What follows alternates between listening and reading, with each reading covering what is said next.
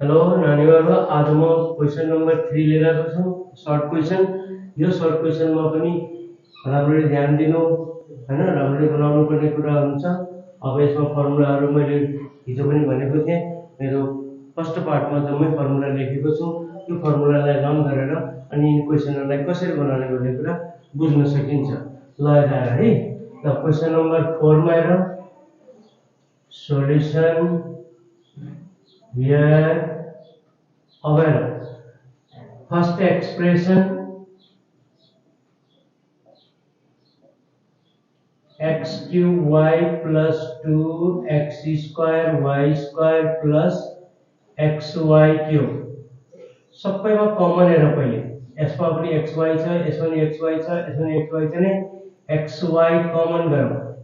xy common भयो भने अब x क्यूब थियो, एउटा x बाहिर आयो, x स्क्वायर बच्यो, y चाहिँ कमन आइसक्यो, plus 2x square y square मा xy कमन गएपछि xy यो बच्यो, x पनि कमन y पनि कमन भयो भने यसमा कुन बच्यो, y स्क्वायर। फेरि second expression 2x cube plus 4x square y plus 2xy square।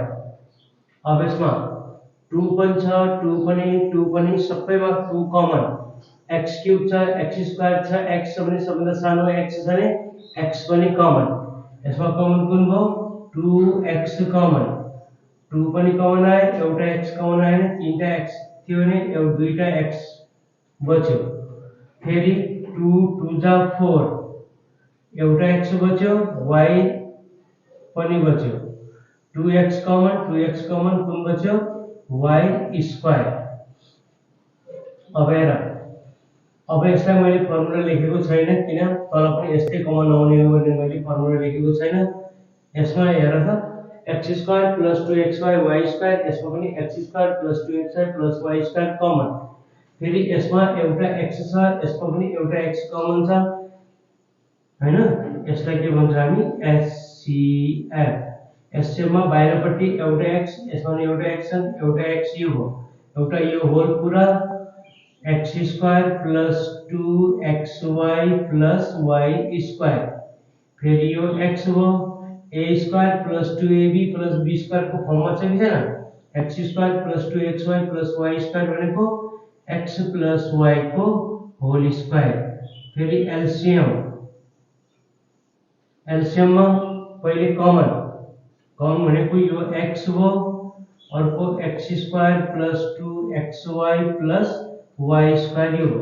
अब बाँकीमा रहेको कुन भयो, एउटा y पनि छ, एउटा 2 पनि छ नि, 2 अगाडि लेख्ने, y पनि लेखौं। लेख्दाखेरि 2xy अनि यो x प्लस y को होल स्क्वायर, यो चाहिँ यसको आन्सर हो कि हैन। अब दोस्रो क्वेशनलाई पनि हेरौँ। Solution here, first expression 7x cube plus 14x square y plus 7xy square। हेर 7 को डिवाइड 14 मा जान्छ, यसमा 7 7 7 7 सबैमा कमन।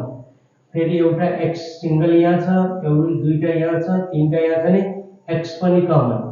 अब कमन लिँदाखेरि 7x common, 7 common, x common, x cube थियो भने x स्क्वायर बच्यो, 7 ले 40 लाई डिवाइड गर्दाखेरि 2 टाइम्स, 7 2 जा 14।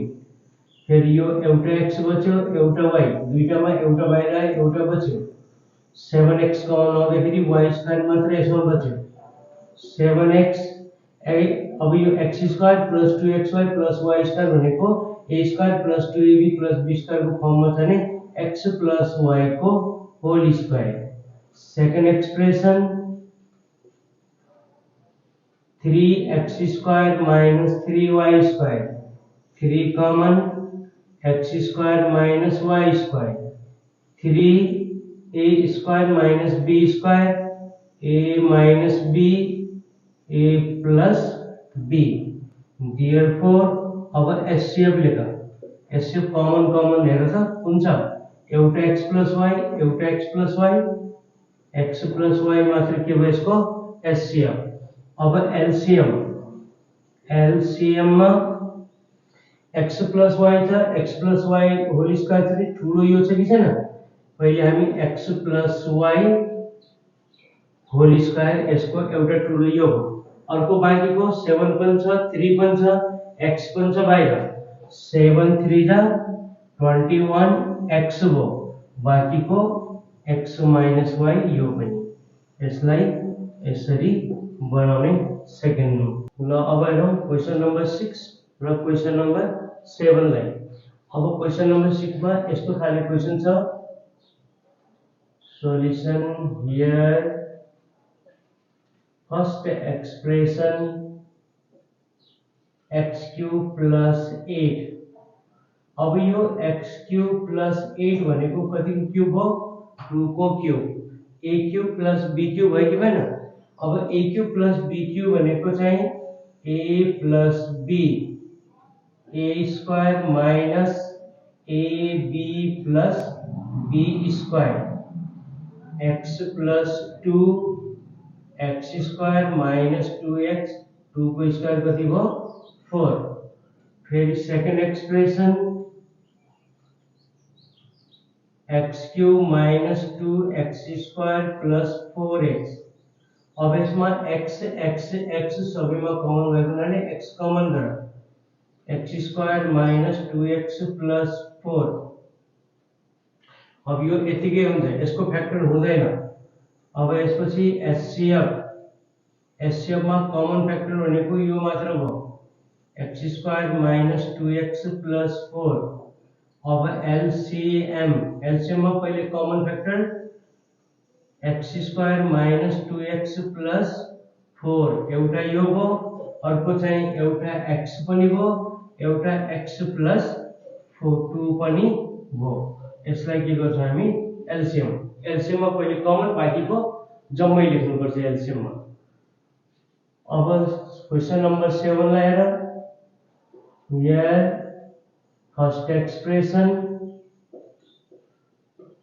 x to the power 4 plus x square plus 1 यो क्वेशनलाई बनाउँदाखेरि हामीले क्लास 8 मा पढिसकेका छौं यस्तो क्वेशन हामी पहिले यसको स्क्वायर गर्ने छौं x4 भनेको x को स्क्वायर अनि यो 1 को पनि स्क्वायर प्लस छ प्लस 2ab बनाउने किन a square plus 2ab plus b square बनाउनु पर्यो नि ल अब यो a square plus 2ab भनेको कति भयो 1 2 into 1 2x square भयो अब यसमा ल्याउनु पर्ने हामीलाई x square यो 2x square बाट माइनस x square घटायो भने 2x square बाट एउटा x घटायो भने एउटा x square बचेको बचेन अब हेर्नु त x square को होल स्क्वायर भनेको x4 2x square बाट x square माइनस गर्दाखेरि x square 1 को square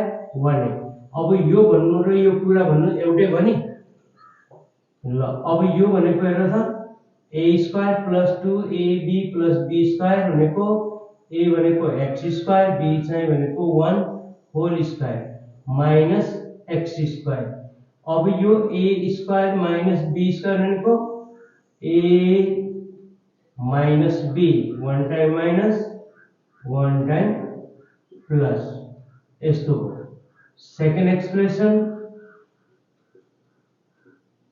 x cube plus x square plus x यसबाट x common x square x plus 1 यसको फ्याक्टर यस्तै हुने हो।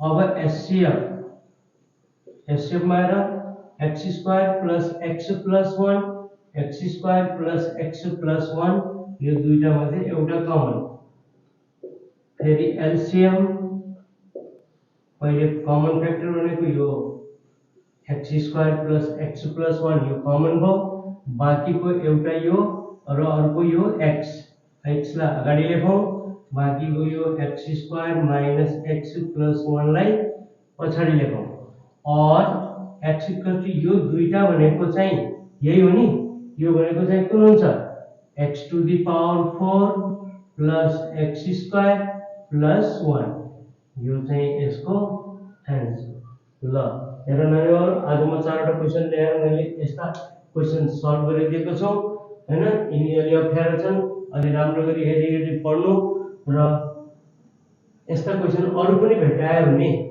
त्यसलाई सल्भ गर्ने बानी बसाल्नु र मेरो YouTube च्यानललाई लाइक सब्स्क्राइब शेयर पनि गरिदिनु थ्यांक यू